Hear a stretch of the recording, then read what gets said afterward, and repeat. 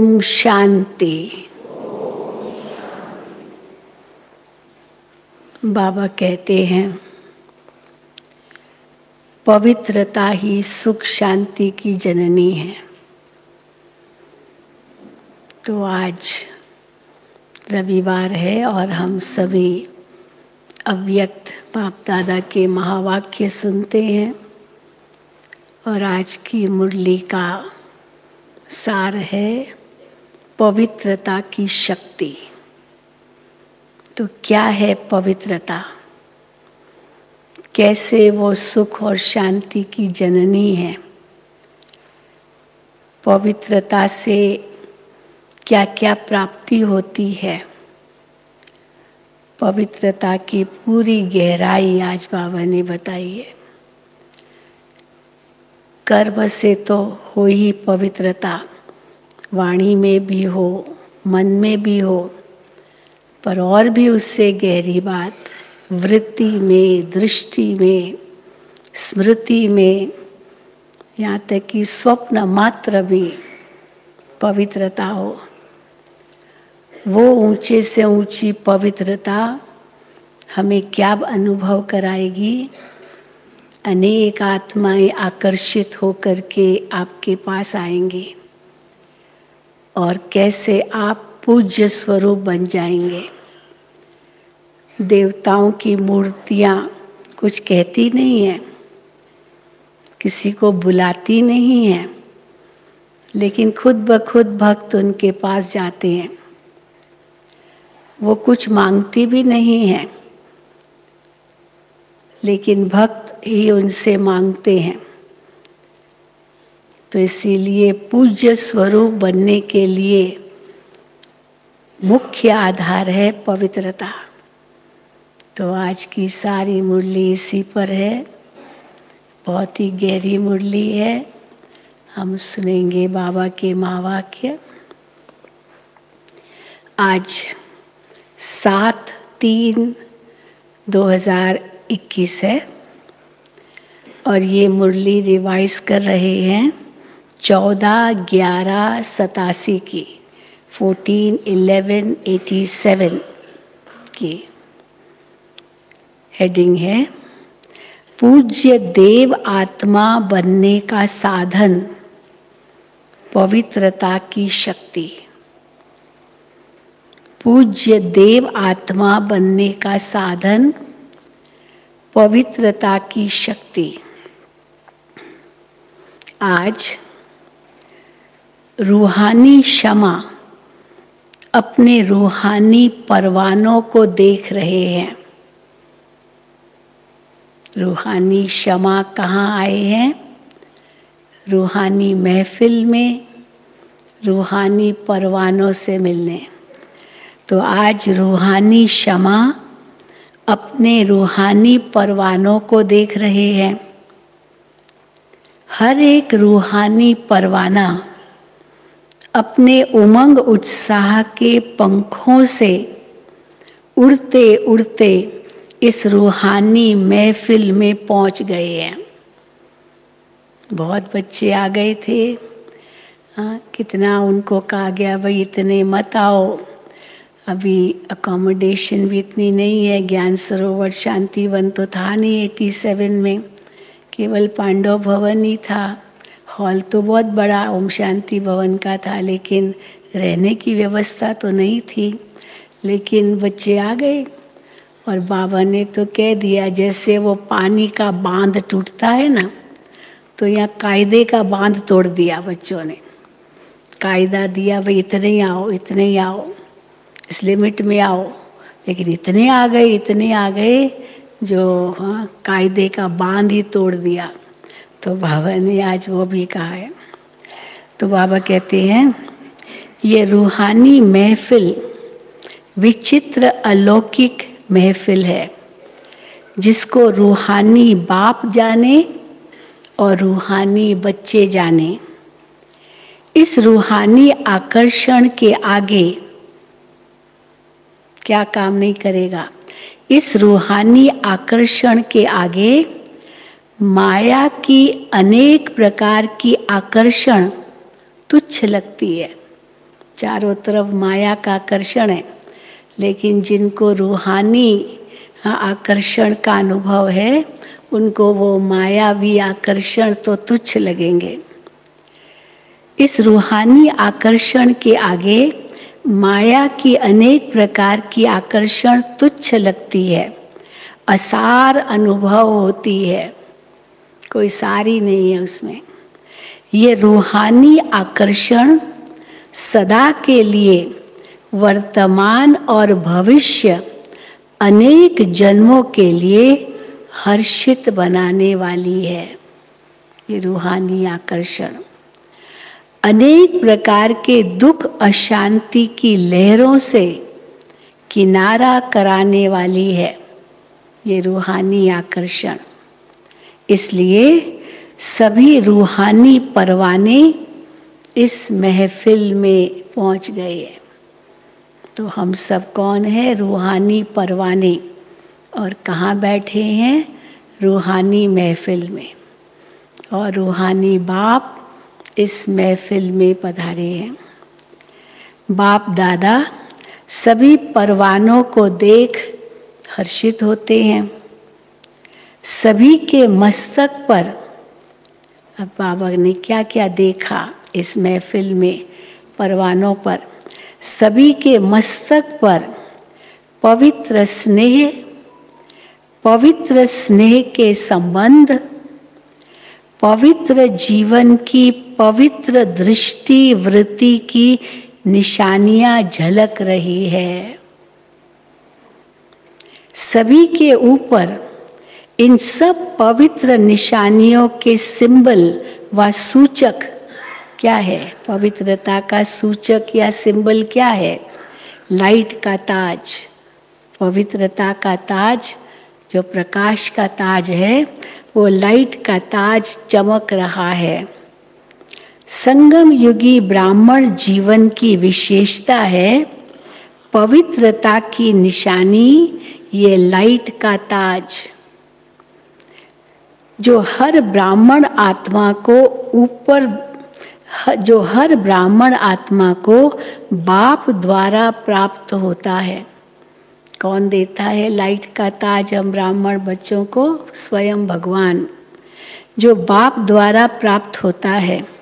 महान आत्मा, परमात्म भाग्यवान आत्मा, ऊंचे ते ऊंची आत्मा की यह ताज निशानी है। तो आप सभी ऐसे ताजधारी बने हो? बाबा पूछ रहे हैं, आप सभी ऐसे ताजधारी बने हो?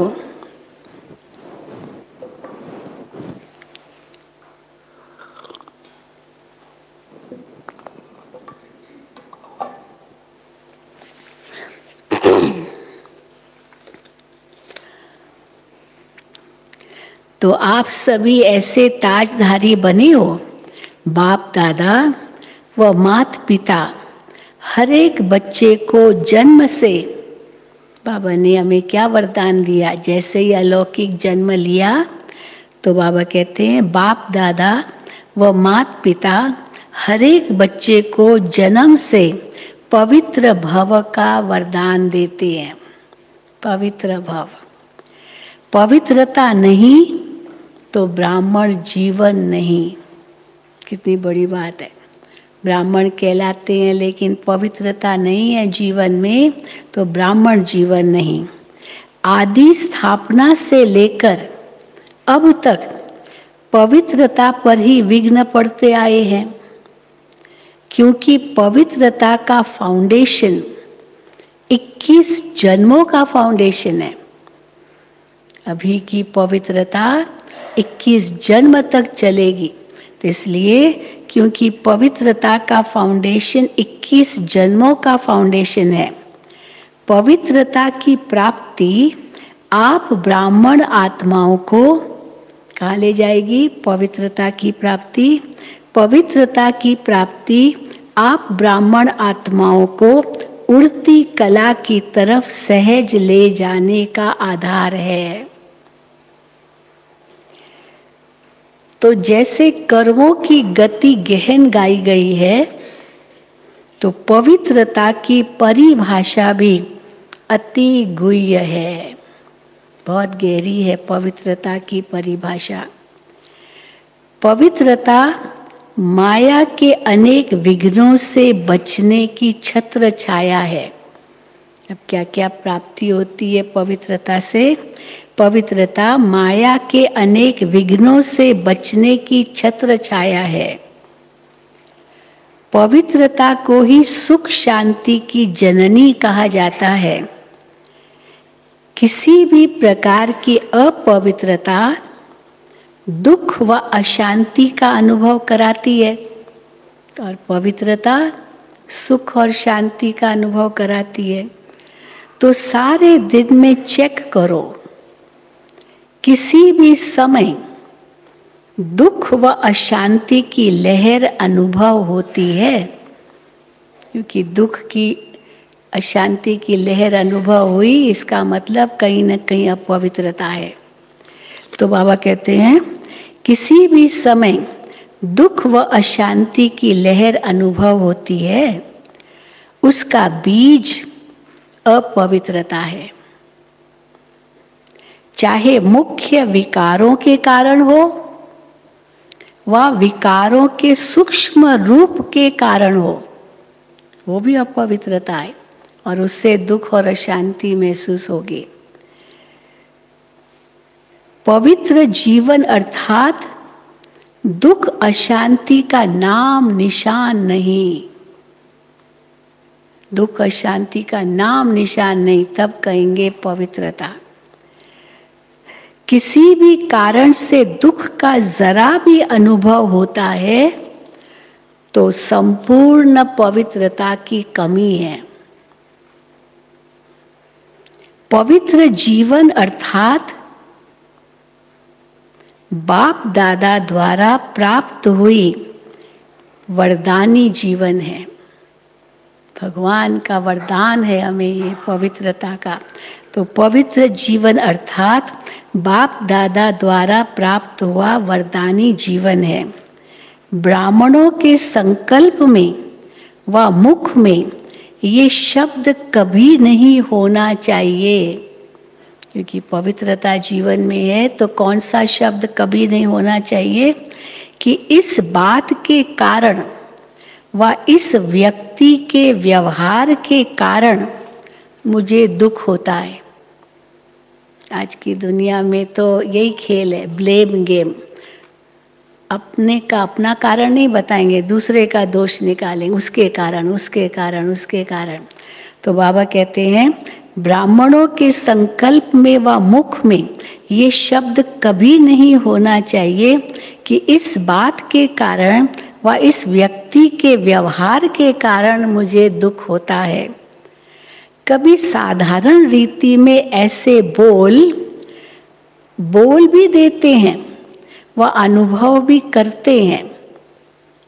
ये पवित्र ब्राह्मण जीवन के बोल नहीं है। अपने दुख का कारण कोई दूसरा व्यक्ति है या कोई दूसरी बात है, नहीं। तो चाहे दुख का नजारा भी हो तो ये पवित्र ब्राह्मण जीवन के बोल नहीं है दूसरे को दोष देना। ब्राह्मण जीवन अर्थात हर सेकंड सुखमय जीवन, चाहे दुख का नजारा भी हो, लेकिन जहाँ पवित्रता की शक्ति है वो कभी दुख के नजारे में दुख का अनुभव नहीं करेंगे, लेकिन क्या अनुभव करेंगे? दुख का अनुभव नहीं करेंगे। चाहे नज़ारा दुख का है लेकिन दुख का अनुभव नहीं करेंगे, तो क्या अनुभव करेंगे? लेकिन दुख हरता सुख करता बाप समान दुख के वायुमंडल में दुखमय व्यक्तियों को सुख शांति के वरदानी बन सुख शांति की अंजलि देंगे। अब कोई दुखी और उसको देख के हम भी दुखी हो जाएं तो हम उसको सुख कैसे दे सकेंगे? हाँ, डॉक्टर किसी मरीज के कनेक्शन में आए और खुद ही मरीज बन जाए तो वो डॉक्टर क्या कहेगा? डॉक्टर फिर मरीज की सेवा कैसे करेगा? तो इसलिए बाबा कहते हैं कि दुख का अनुभव वो नहीं करेंगे, भले दुख के नज़ारे हो, लेकिन दुख हरता सुख करता बाप समान दुख के वायुमंडल में दुखमय व्यक्तियों को सुख शांति के वरदानी बन सुख शांति की अंजलि देंगे। मास्टर सुख करता बन दुख को रूहानी सुख के वायुमंडल में परिवर्तन करेंगे। कई बार हम देखते हैं ना, जो बड़ा जॉली टाइप का व्यक्ति होता है ना, वो जाएंगे हॉस्पिटल में, जाएंगे किसी पेशेंट से मिलने, तो ऐसे नहीं कहेंगे अरे आपको इतना दर्द है, इतना दर्द है, लेकिन वो क्योंकि सदा खुश रहता है तो वो दुख दर्द वाले व्यक्ति पेशेंट को भी ऐसा हंसाएंगे, ऐसा हंसा देंगे कि उस वक्त वो दुखी व्यक्ति भी अपना दुख भूल जाएगा। तो ऐसे भी होते हैं। तो बाबा कहते हैं दुख के वायुमंडल में दुखमय व्यक्तियों को सुख शांति के वरदानी बन सुख शांति की अंजलि देंगे। मास्टर सुख करता बन दुख को रूहानी सुख के वायुमंडल में परिवर्तन करेंगे। इसी को ही कहा जाता है दुख हरता सुख करता। तो दुख हरता सुख करता बनना है। जब साइंस की शक्ति अल्प काल के लिए किसी का दुख दर्द समाप्त कर लेती है ना, विज्ञान की शक्ति में वो शक्ति है। एक किसी को दर्द है, उनको पेन किलर दे दिया, वो दर्द उस समय के लिए तो मिट ही जाता है ना। तो विज्ञान में ये शक्ति है।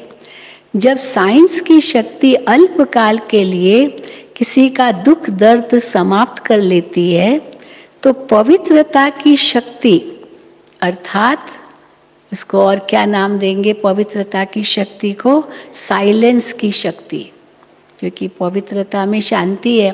तो साइलेंस की शक्ति दुख दर्द समाप्त नहीं कर सकती। अब उस ऐसे पेशेंट को आप बिल्कुल शांति की शक्ति दो, दृष्टि दो, पवित्रता की दृष्टि दो, शांति की दृष्टि दो, शुभ भावना शुभ कामना की दृष्टि दो, कुछ घड़ी के लिए तो वो अपना दुख दर्द भूल जाएगा। तो बाबा कहते हैं पवित्रता की शक्ति अर्थात साइलेंस की शक्ति दुख दर्द समाप्त नहीं कर सकती। साइंस की दवाई में अल्पकाल की शक्ति है, वो तो चलो थोड़े टाइम के लिए पेन किलर ने काम किया, दर्द महसूस नहीं होगा। तो साइंस की दवाई में अल्पकाल की शक्ति है। तो पवित्रता की शक्ति में, पवित्रता की दुआ में कितनी बड़ी शक्ति है। एक दुआ का काम करेगी उस आत्मा के प्रति, भले दवाई नहीं दे रहे हैं कोई, पर वो दृष्टि, वो पवित्रता की शक्ति दुआ का काम करेगी उसके लिए। समय प्रमाण जब आज के व्यक्ति दवाइयों से कारणे अकारणे तंग होंगे, अंत में ये दवाइयाँ भी काम नहीं करेगी, है ना, होता है ना कई बार ऐसे दवाइयों के वो उनका असर ही नहीं करती वो दवाइयाँ। तो बाबा कहते हैं समय प्रमाण जब आज के व्यक्ति दवाइयों से कारणे अकारणे तंग होंगे, बीमारियां अति में जाएगी। देखो बाबा ने पहले ही कह दिया बीमारियां अति में जाएगी। तो समय पर आप पवित्र देव व देवियों के पास दुआ लेने लिए आएंगे। भाई दवा तो काम ही नहीं कर रही है, बस आपकी शायद दुआ काम कर ले।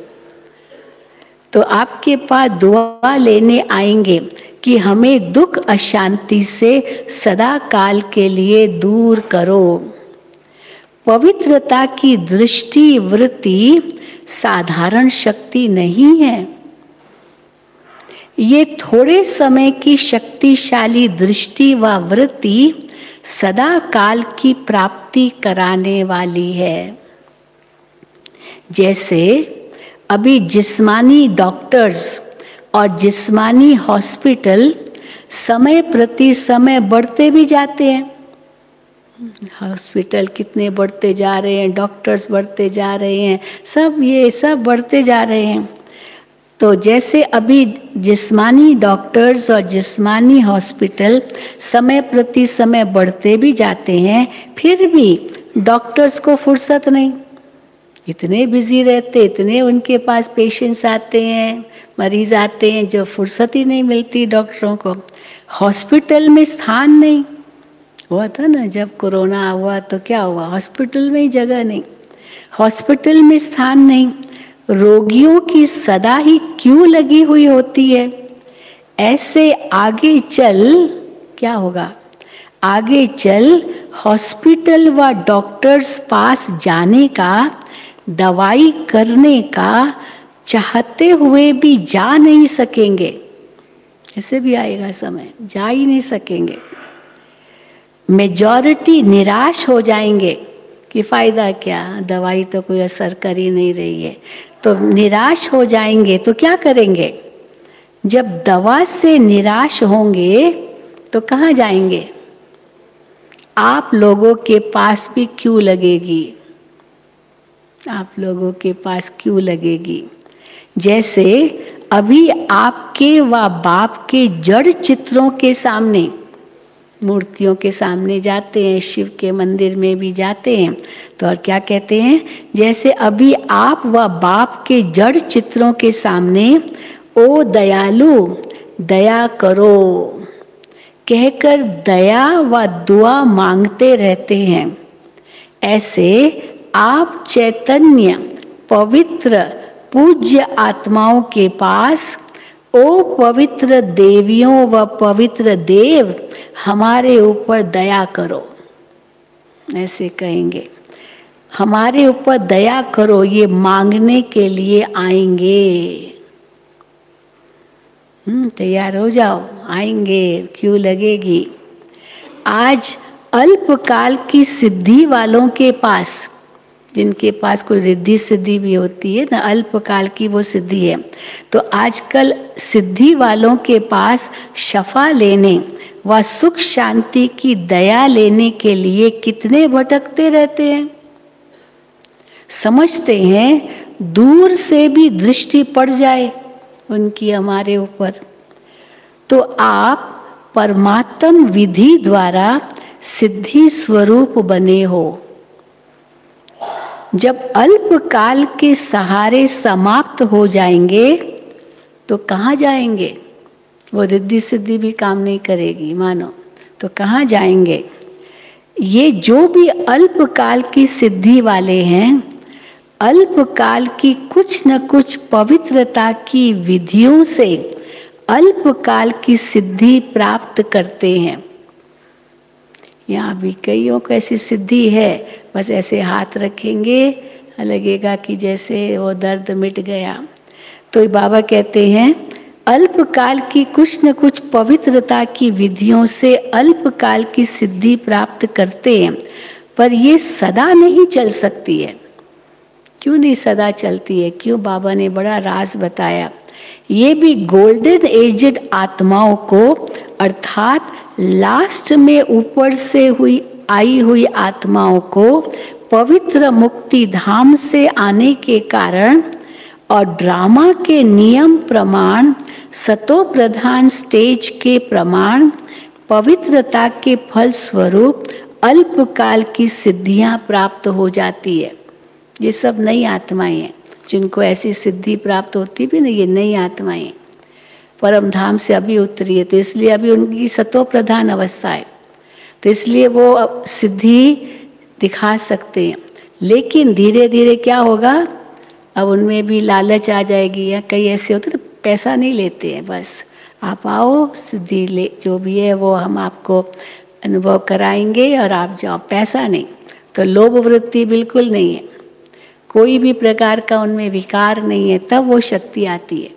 परंतु धीरे धीरे बाबा कहते हैं क्योंकि हर आत्मा सतो रजो तमो स्थिति से तो गुजरेगी, फिर थोड़ी लालच पैदा होगी, फिर और लालच आएगी, और भी पता नहीं क्या क्या होगा, तो उसकी शक्ति खत्म। तो बाबा कहते हैं लेकिन थोड़े समय में ही सतो रजो तमो तीनों स्टेजेस पास करने वाली आत्माएं हैं, इसलिए सदा काल की सिद्धि नहीं रहती है। कई कहते हैं ना पहले इनके पास बहुत सिद्धि थी, अभी नहीं है क्योंकि वो स्थिति में डाउन हो गए। तो बाबा कहते हैं इसलिए सदा काल की सिद्धि नहीं रहती। परमात्म विधि से सिद्धि नहीं है, वो रिद्धि सिद्धि है। परमात्म विधि जो भगवान हमें पवित्रता की शक्ति देते, उसके आधार से जो सिद्धि मिलती है वो नहीं है। इसलिए कहाँ न कहाँ स्वार्थ व अभिमान सिद्धि को समाप्त कर लेता है। या तो अभिमान आएगा या तो लोभ आएगा, तो ये स्वार्थ या अभिमान सिद्धि को समाप्त कर लेता है। लेकिन आप पवित्र आत्माएं सदा सिद्धि स्वरूप हैं, सदा की प्राप्ति कराने वाली हैं, सिर्फ चमत्कार दिखाने वाली नहीं हो। चमत्कार नहीं दिखाते बाबा, ये कई बार कहते राजयोग में हाँ चमत्कार को नमस्कार नहीं है, या तो विधि द्वारा सिद्धि है। तो बाबा कहते हैं सिर्फ चमत्कार दिखाने वाले नहीं हो, लेकिन चमकते हुए ज्योति स्वरूप बनाने वाले हो। अविनाशी भाग्य का चमकता हुआ सितारा बनाने वाले हो। इसलिए ये सब सहारे जो भी और सब सहारे हैं, ये सब सहारे अब थोड़ा समय के लिए हैं, और आखिर में आप पवित्र आत्माओं के पास ही अंजलि लेने आएंगे। उनकी सिद्धि भी समाप्त हो जाएगी तो आप ही के पास आएंगे। अभी देखो, पहले ऐसे कहते थे, आप लोग जो कहते हो दुनिया वाले भी ऐसे ही कहते हैं, हाँ वो भी कहते, आप भी कहते हो, तो आप भी ऐसे कहते। लेकिन अंत में बाबा कहते हैं समय आएगा जब वो कहेंगे आप ही, वो भी खत्म हो जाएगा, आप ही। तो इसलिए बाबा कहते हैं, इसलिए ये सब सहारे अब थोड़ा समय के लिए है, और आखिर में आप पवित्र आत्माओं के पास ही अंजलि लेने आएंगे। तो इतनी सुख शांति की जननी पवित्र आत्माएं बने हो, इतनी दुआओं का स्टॉक जमा किया है, वह अपने लिए भी अभी तक दुआ मांगते रहते हो। कई बच्चे अभी भी समय प्रति समय बाप से मांगते रहते हैं कि इस बात पर थोड़ी सी दुआ कर लो, आशीर्वाद दे दो। तो मांगने वाले दाता कैसे बनेंगे? जो खुद मांग रहा है वो दाता तो नहीं बन सकता है ना। तो मांगने वाले दाता कैसे बनेंगे? इसलिए पवित्रता की शक्ति की महानता को जान, पवित्र अर्थात पूज्य देव आत्माएं अभी से बनो। ऐसे नहीं कि अंत में बन जाएंगे। कई अलबेले होते कहते अंत में बन जाएंगे ना, हो जाएगा हो जाएगा, अंत में बन जाएंगे, ऐसे नहीं। ये बहुत समय की जमा की हुई शक्ति अंत में काम में आएगी। बहुत समय से जमा करनी होगी तभी अंत में काम आएगी, उस समय नहीं जमा कर सकेंगे। तो समझा पवित्रता की गुह्य गति क्या है? सदा सुख शांति की जननी आत्मा, ये है पवित्रता की गुह्यता। साधारण बात नहीं है, पवित्रता साधारण बात नहीं है। ब्रह्मचारी रहते हैं, पवित्र बन गए, हाँ यही समझ लेते हैं हम कि हम तो ब्रह्मचारी रहते, हम पवित्र हो गए।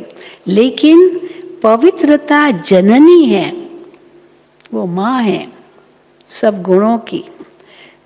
पवित्रता जननी है, तो चाहे संकल्प से, चाहे वृत्ति से, वायुमंडल से, वाणी से, संपर्क से सुख शांति की जननी बनना, इसको कहते हैं पवित्र आत्मा। तो कहाँ तक बने हो ये अपने आप को चेक करो।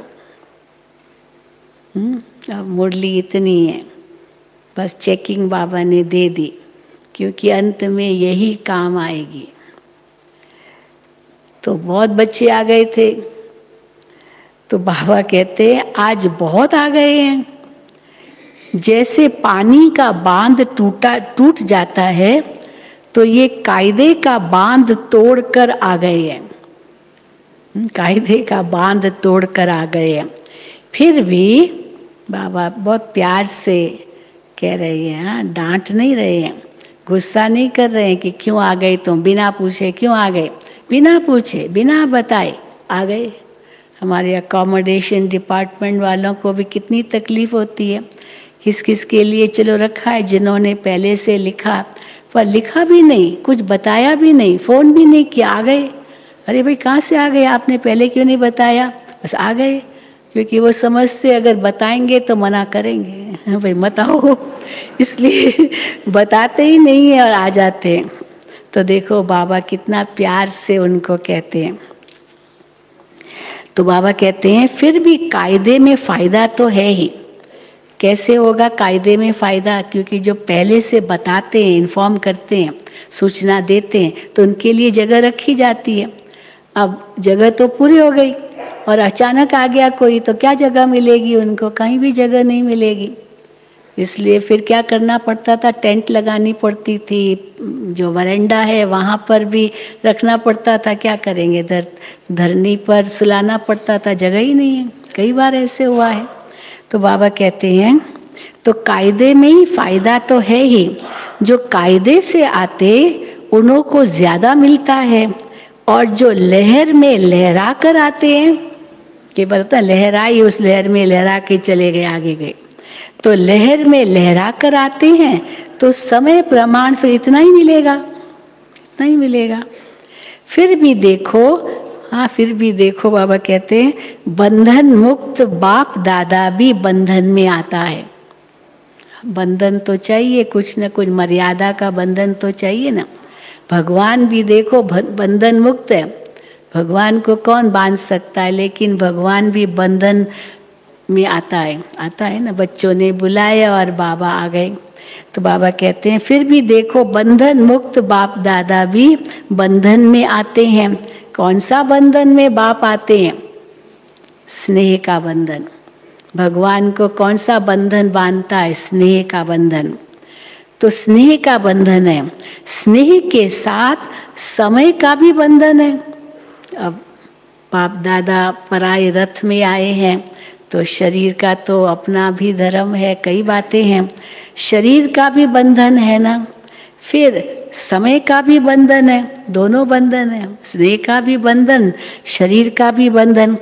हाँ, लेकिन प्यारा बंधन है, बाबा को ये बंधन अच्छा लगता है, इस बंधन में बंधना बाबा को भी अच्छा लगता है। इसलिए बंधन में होते भी आज़ाद है, बुरा नहीं लगता है या दुख नहीं होता है क्या बंधन में बांधा, इसलिए बंधन में होते भी आज़ाद है। बाप दादा तो यही कहेंगे भले पधारे, हाँ वेलकम। बच्चे हैं अपने ही बाप के घर में आए हैं तो ज़रूर वेलकम। बाप दादा तो कहेंगे भले पधारे, आप घर पहुंच गए। कई तो हक लगाते हैं ना, हमारा घर है ना, हम क्यों नहीं आएंगे ऐसे भी कई कहते हैं। तो भले पधारे, अपने घर पहुंच गए। अच्छा हाँ, बस मुरली इतनी ही है। चारों ओर के सर्व परम पवित्र आत्माओं को सदा सुख शांति की जननी पावन आत्माओं को सदा पवित्रता की शक्ति द्वारा अनेक आत्माओं को दुख दर्द से दूर करने वाली देव आत्माओं को सदा परमात्म विधि द्वारा सिद्धि स्वरूप आत्माओं को बाप दादा का स्नेह संपन्न याद प्यार और नमस्ते। हम रूहानी बच्चों की रूहानी बाप दादा को याद प्यार गुड मॉर्निंग और नमस्ते। अब उस समय इंदौर हॉस्टल की सारी कुमारियाँ आ गई थी, मैं समझती हूँ 150-200 तो होती हो, तो वो सब भी आ गई थी। इंदौर हॉस्टल की कुमारियों से बाबा मिले हैं। सभी पवित्र महान आत्माएं हो ना, कुमारियों से बाबा कह रहे हैं सभी पवित्र महान आत्माएं हो ना, आजकल के महात्मा कहलाने वालों से भी अनेक बार श्रेष्ठ हो।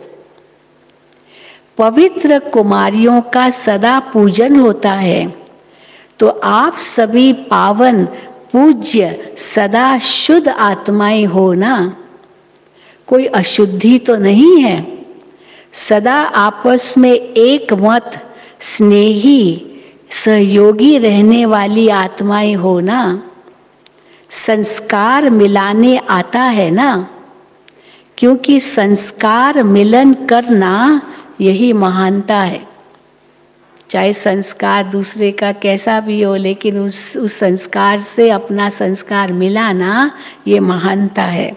संस्कारों का टक्कर न हो, लेकिन सदा संस्कार मिलन की रास करते रहो। बाबा हमेशा मिसाल देते हैं, रास करते हैं ना, गरबा रास भी करते हैं, तो उसमें कैसे वो डांडिया भी मिलाते हैं, पैर भी मिलाते हैं, बहुत कुछ तो मिलन होता है। संस्कारों का मिलन की निशानी है। संस्कारों का टक्कर न हो, लेकिन सदा संस्कार मिलन की रास करते रहो। बहुत अच्छा भाग्य मिला है जो छोटेपन में ही महान बन गई। सदा खुश रहती हो ना, कभी कोई मन से रोते तो नहीं है। कुमारियों को तो रोना बहुत जल्दी आ जाता है ना, तो कभी कोई मन से रोते तो नहीं है।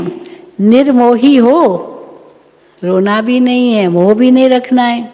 निर्मोही हो, कभी लौकिक परिवार याद आता है, क्योंकि कई ऐसी कुमारियां हॉस्टल में बहुत दूर है उनका घर। हम जब गए थे तो एक एक से पूछा था, आप कहाँ से आई हो? बोला मैं मणिपाल से आई हूँ। कहा और अरुणाचल प्रदेश से आई हूँ, क्योंकि सब जगह बाबा के सेंटर्स तो है ही है, तो इतना दूर से आए इंदौर, तो इसीलिए तो बाबा उनको देखो कहते हैं निर्मोही हो, कभी लौकिक परिवार याद आता है। दोनों पढ़ाई में होशियार हो, ये भी ज़रूरी है। लौकिक पढ़ाई में भी होशियार हो तो अलौकिक पढ़ाई में भी होशियार। दोनों पढ़ाई में होशियार हो, दोनों पढ़ाई में सदा नंबर 1 रहना है। जैसे बाप 1 है, नंबर 1 है, ऐसे बच्चे भी नंबर 1 में जाएं। सबसे नंबर 1 ऐसे बच्चे सदा बाप के प्रिय हैं। समझा? अच्छा, फिर और पार्टियां बाबा के सामने आई है। एक आंध्र प्रदेश की पार्टी बाबा के सामने है। पार्टियों से अव्यक्त बाप दादा की मुलाकात। अलग अलग पार्टियां हैं। पहला, सदा अपने को श्रेष्ठ भाग्यवान समझते हो। घर बैठे भाग्य विधाता द्वारा श्रेष्ठ भाग्य मिल गया। घर बैठे भाग्य मिलना ये कितनी खुशी की बात है। अविनाशी बाप अविनाशी प्राप्ति कराते हैं। तो अविनाशी अर्थात सदा, किसको कहेंगे अविनाशी? सदा, कभी कभी नहीं। तो भाग्य को देखकर सदा खुश रहते हो। हर समय भाग्य और भाग्य विधाता दोनों ही स्वतः याद रहे। भाग्य भी स्वतः याद रहे, सदा याद रहे, और भाग्य विधाता भी सदा स्वतः याद रहे। सदा वहाँ, सदा हाँ मेरा श्रेष्ठ भाग्य, सब सदा यही गीत गाते रहो। ये मन का गीत है, खाली ऐसे मुख से गाने की बात नहीं है, मन का गीत है। जितना ये गीत गाते उतना सदा ही उड़ती कला का अनुभव करते रहेंगे। सारे कल्प में ऐसा भाग्य प्राप्त करने का यह एक ही समय है। इसलिए स्लोगन है, यही समय है सारे कल्प का भाग्य प्राप्त करने का। इसलिए क्या स्लोगन है? अब नहीं तो कब नहीं, नाउ और नेवर, अभी नहीं तो कभी नहीं। जो भी श्रेष्ठ कार्य करना है वो अब करना है। हर कार्य में हर समय ये याद रखो कि अब नहीं तो कब नहीं। जिसको ये स्मृति में रहता है कि अब नहीं तो कब नहीं, वो कभी भी समय, संकल्प व कर्म वेस्ट होने नहीं देंगे, सदा जमा करते रहेंगे।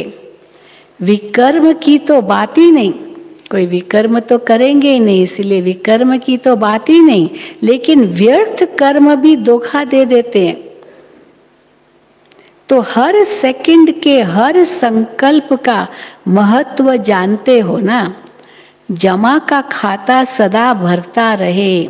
अगर हर सेकंड व हर संकल्प श्रेष्ठ जमा करते हो, व्यर्थ नहीं गंवाते हो, तो 21 जन्म के लिए अपना खाता श्रेष्ठ बना लेते हो। तो जितना जमा करना चाहिए उतना कर रहे हो। हाँ, भट्ठी में आए हुए भाई बहने, बाबा ने आपको भी कहा है, जितना जमा करना चाहते हो उतना जमा कर रहे हो। हाँ, कहा ना, समय, श्वास, संकल्प, शक्ति, ये सब हमारा अमूल्य है, एक सेकंड भी व्यर्थ नहीं गंवाना है। तो जितना जमा करना चाहिए उतना कर रहे हो, इस बात पर और अंडरलाइन करना। सुना? हाँ, भट्ठी में आए हुए भाई बहने, हाथ उठाओ सब। भट्ठी में आए हुए भाई बहने देखो कितने आए हैं। हाँ, देखिए हाथ। हाँ, ये हमारे सामने 2 संत आए हैं। हाँ, तो देख रहे हैं सब, कितनी बड़ी सभा, कितनी शांति से भगवान के महावाक्य सुन रहे हैं। तो बाबा कहते हैं इस बात को और अंडरलाइन करना, एक सेकंड भी, संकल्प भी व्यर्थ न जाए। व्यर्थ खत्म हो जाएगा तो सदा समर्थ बन जाएगा। व्यर्थ समाप्त हो गया तो सदा समर्थ होगा। इसलिए वो दादी जानकी के शब्द याद आते हैं।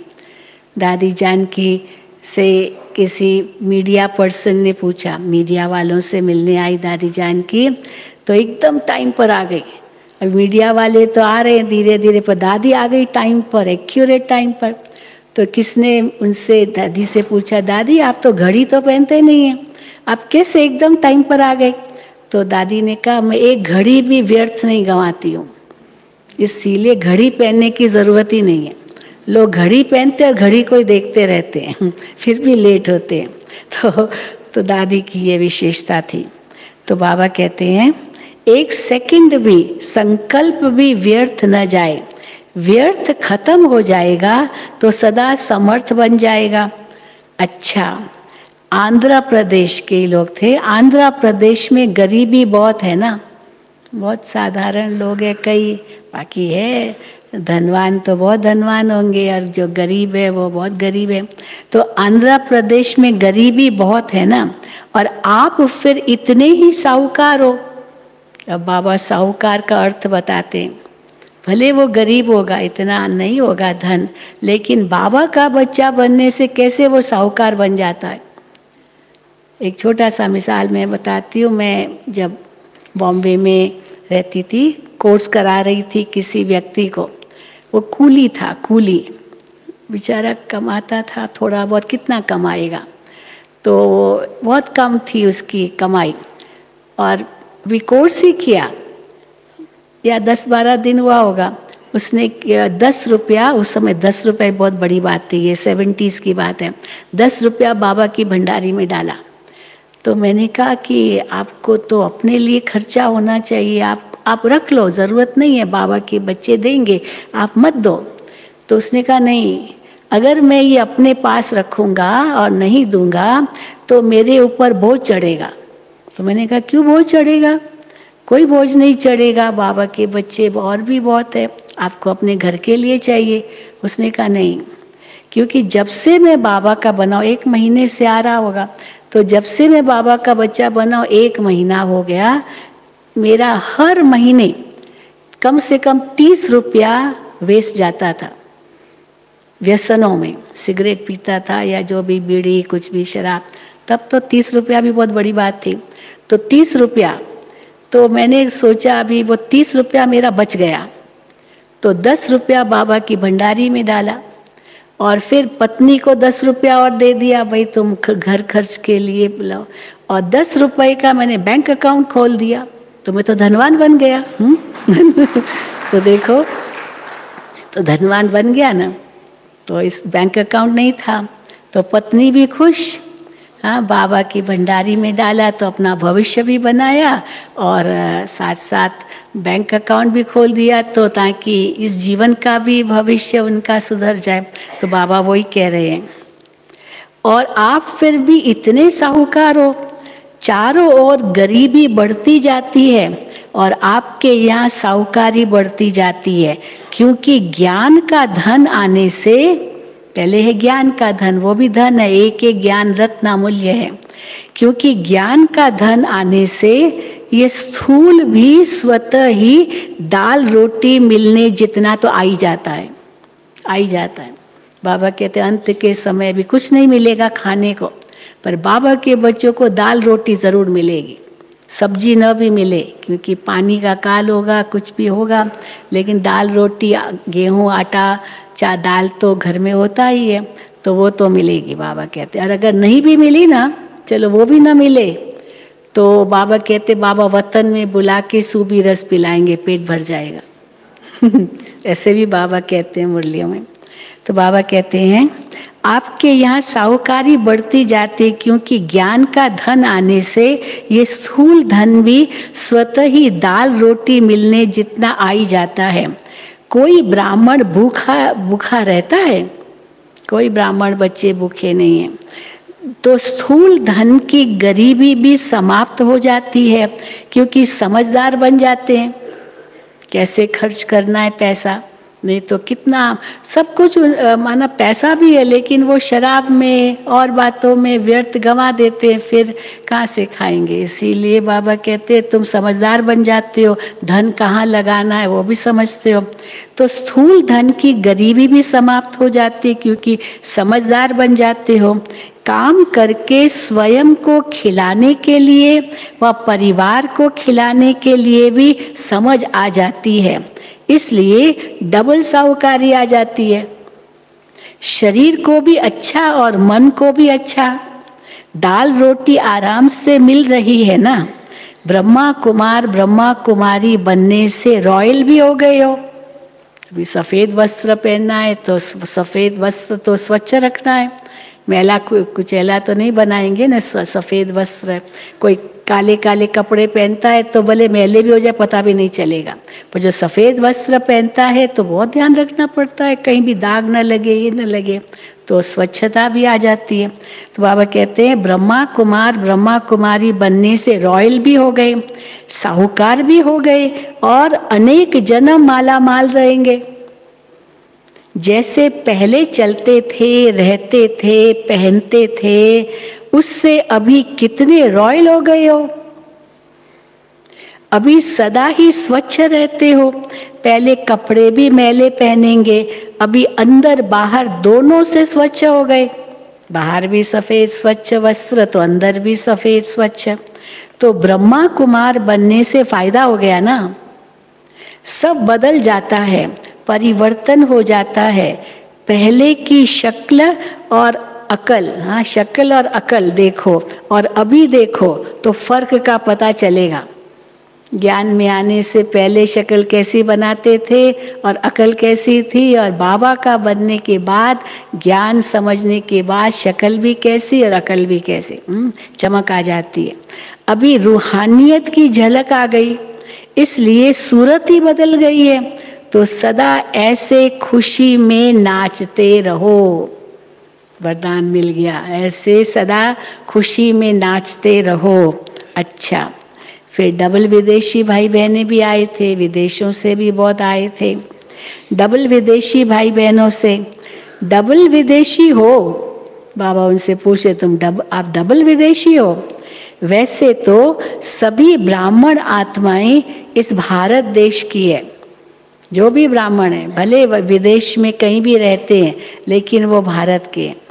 मैं तो कई बार विदेशियों से मिलते हैं तो यही वो कहते हैं कि भले हमारा जन्म वहाँ हुआ है, भले किसी और धर्म में भी जन्म हुआ है, लेकिन हम भारतवासी, आदि भारतवासी, क्योंकि सत्युग के भारतवासी है।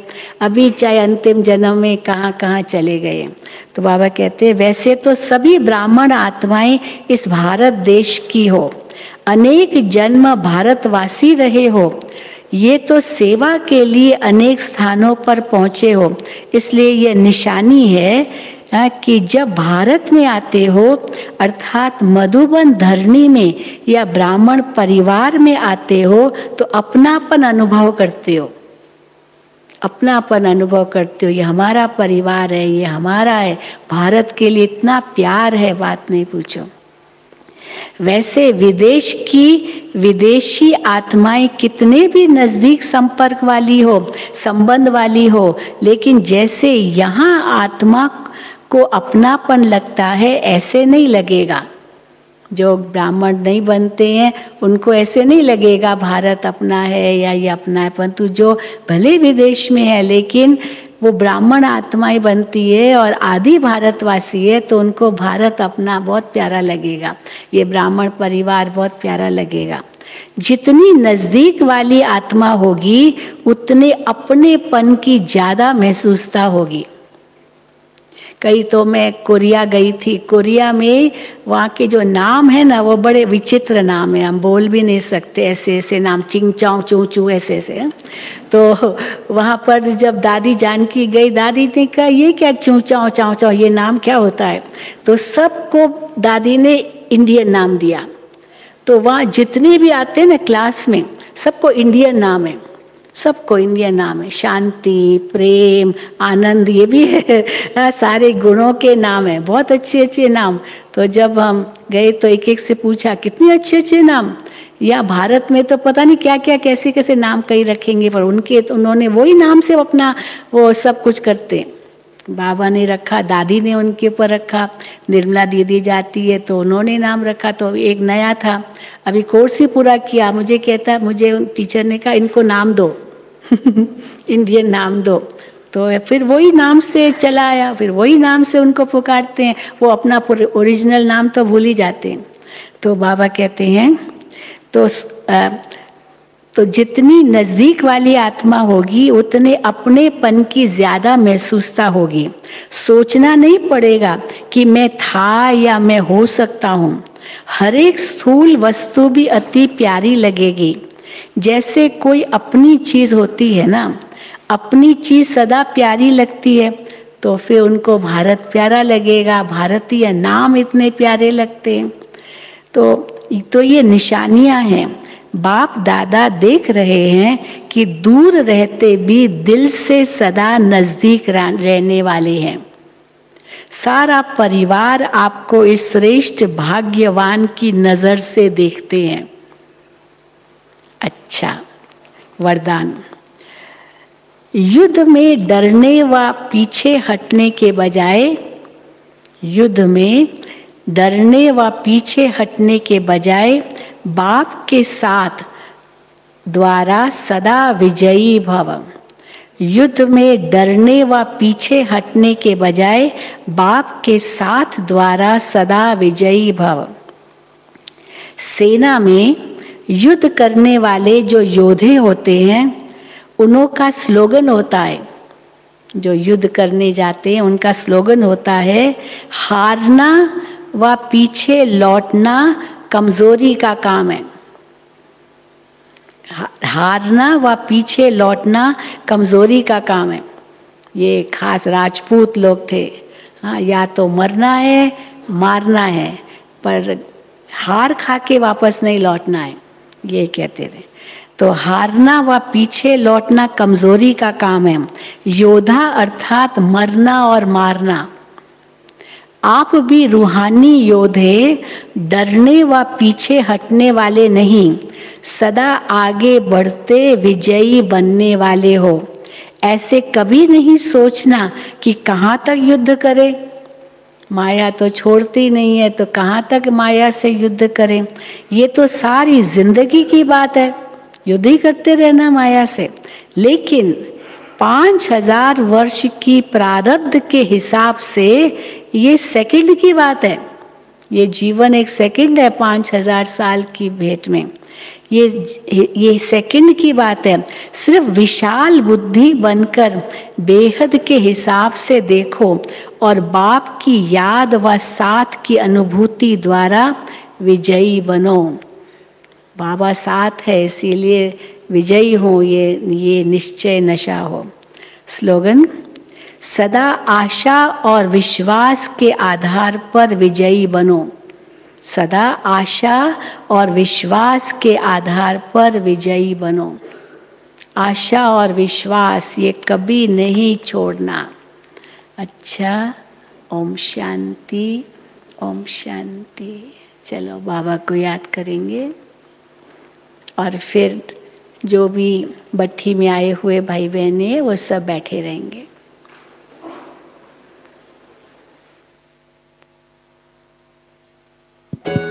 और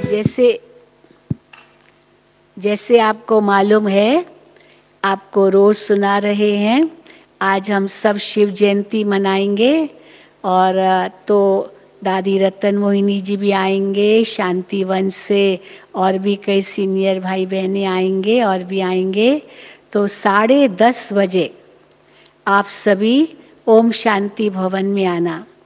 और यहाँ पर जो बगीचा है ओम शांति भवन का, वहाँ हाँ नहीं 10:30। तो ओम शांति भवन में 10:30 से पहले 10:15 10:30 के अंदर आप सभी आ जाना। और रतन मोहिनी दादी जी भी आएंगे और हम सब बाबा का झंडा लहराएंगे। और तो 10:30 के अंदर आप पहुंच जाना ऊपर। और फिर झंडा लहराने के बाद सभी पांडव भवन के आंगन में जाएंगे।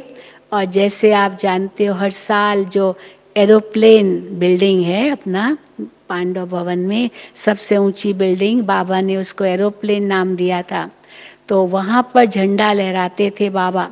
बाबा तो ऊपर तक जाते थे, सीढ़ियाँ चढ़ करके ऊपर तक जा रहे थे। लेकिन आजकल वो सीढ़ियाँ चढ़ना मुश्किल है। तो विज्ञान का युग है, तो विज्ञान का साधन है, यहाँ पर रिमोट कंट्रोल होगा। तो रिमोट कंट्रोल का बटन दबाएंगे और एरोप्लेन बिल्डिंग का झंडा फहराएगा। वो खुल जाएगा और वो झंडा फहराएगा।